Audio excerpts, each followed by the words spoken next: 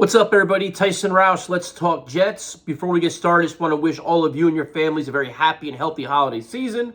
I apologize for my voice right now. I'm kind of dealing with a cold, and I know that I probably don't sound that great, but I want to get this out there because there's some stories going around that I kind of want to talk about because I find them annoying. So now, when the Jets lose 4 in a row, fans are going to be active on social media complaining. Everybody's pissed off. We're all annoyed, rightfully so, because they're facing potentially another season of disappointment. But how we go about it is people go about it in different ways. And some of the ways people are doing it, I don't necessarily agree with. So the first one is a story where a fan decided to message Zach Wilson's mom and complain about Zach and say he was glad he was benched and whatever else. His mom responds back, you know what? Jet fans are toxic. So first and foremost, I think messaging his mom is completely ridiculous. Like, you need to find a new hobby, man. And I understand we live in a day and age where everybody's very active on social media. Everybody's chasing that viral moment, that tweet, that video, that response, whatever it is, that reel. Everybody wants that moment. Everybody's all about, look at me, look what I did. But attacking him, just sharing that with his mom is just crazy. And I respect that she's a social media influencer putting herself out there, so things like this are going to happen. Still doesn't make it right. So I think it's just stupid he did that. But the notion that Jet fans are toxic to me is crazy because this is a very loyal and passionate fan base that has not really dealt with much winning. They haven't been to playoffs in over a decade. No Super Bowls since '69. I mean, it's always been embarrassing moments, frustrating moments, disappointing moments, viral moments for the wrong reasons. So it's like, and yet this fan base travels all across the country to support their team. They go to games, they buy tickets, and they try to support everybody as much as possible. Even Zach Wilson. And Zach Wilson, for the most part, has enjoyed, a pretty fair shake here while he's struggled mightily. Even last year, he got the benefit of doubt when he wasn't playing good football. We rallied around him again this year. You know what? He gets hurt. Even when he got hurt doing something, probably stupid in preseason, we rallied around him because we all wanted to believe in him. We gave him the benefit of doubt. He didn't come through. He's probably going to run himself out of town for a variety of reasons, and that's on him, but that happens. But, in today's day of sports fans, everybody boos everybody.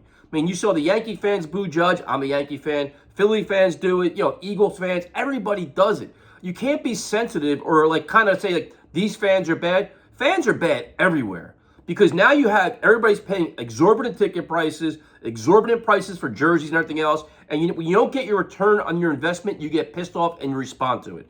So in terms of Jet fans being toxic, it's not true. It's a passionate fan base.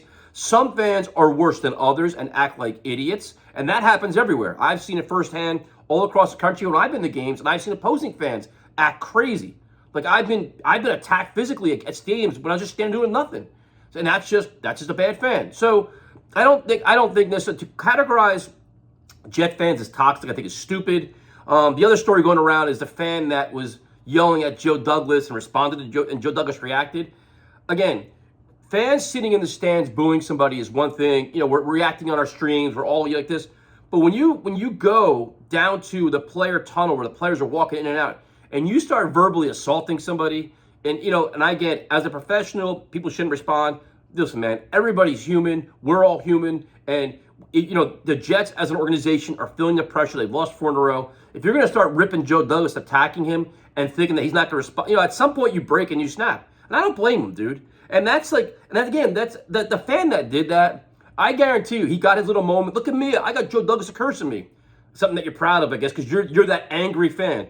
I guarantee you this week he'll be back. You know what? If the Jets can win this game, this and that, and he'll be back. And then when Sauce Gardner is, defensive rookie of the year, and Garrett Wilson can be rookie of the year, and what? Big Joe Douglas, this and that. It's just strange, man.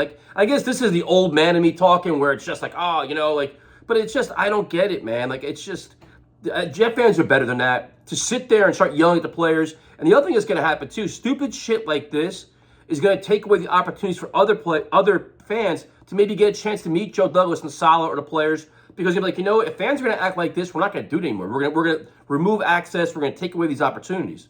So strange times, but it's just when the losing happens like this and the Jets are melting down, dumb things happen. And they get completely highlighted. And when it comes to Jets, it's always a negative thing. They'll get 30 times more attention because of this, just the stigma around the Jets. So it is what it is. But I mean, I hate when we get labeled as a poor fan base because we're much better than that, especially when we haven't gotten much in return.